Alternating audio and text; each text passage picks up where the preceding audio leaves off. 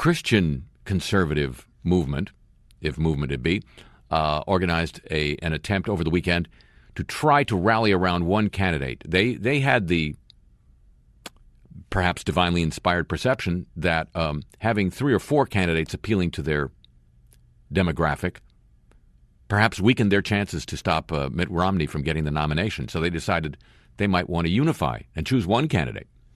So they took a vote, voted for Rick Santorum, and Newt Gingrich was on several of the Sunday Yak shows today saying, well, but I got a lot of votes there. So that worked. That unified. He's not pulling out of the campaign.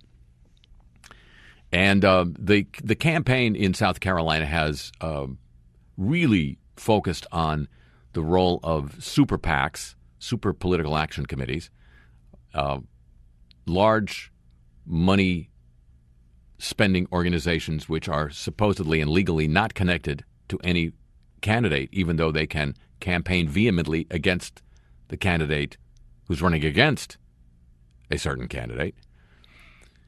And the rather oddly, in South Carolina, which is a state with a lot of conservatives and where Mitt Romney's record on abortion or on other issues of concern to social conservatives might have been spotlighted, oddly, the Super PAC attack ads have focused on his career as owner of the leveraged buyout firm Bain Incorporated, firm which bought troubled companies, turned them around, and either sold them or put them into bankruptcy.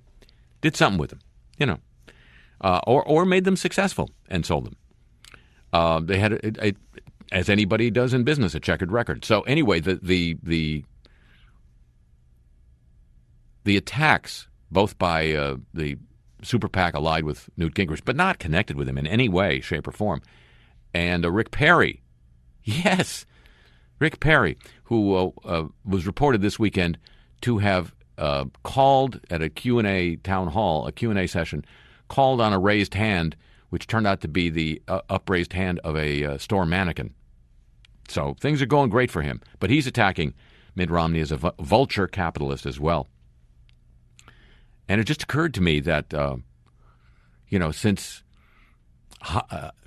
hyperbole and in some cases fantasy have been involved in the campaign against Romney as head of this company in the 90s, Bain, that perhaps hyperbole and fantasy could serve him well in response.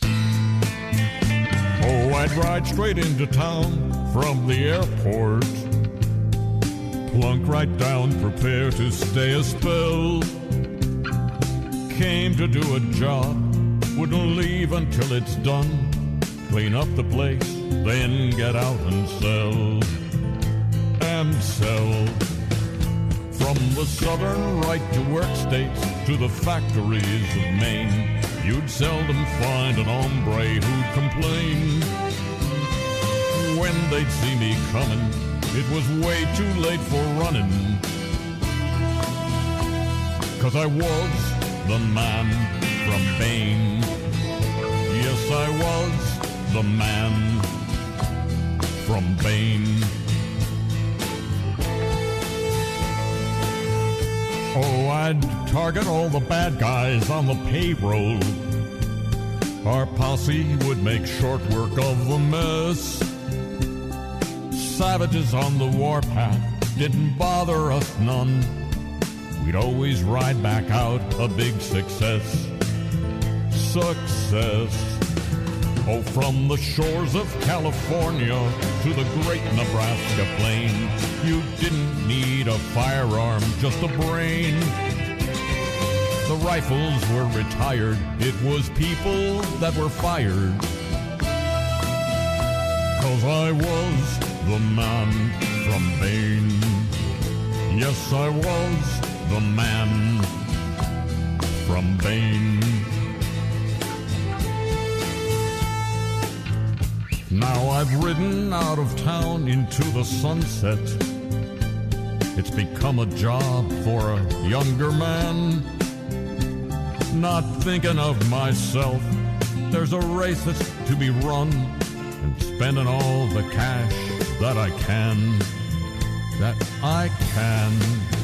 Oh, from the great Mojave Desert to the shores of Lake Champlain, there's an open job and you don't need to train.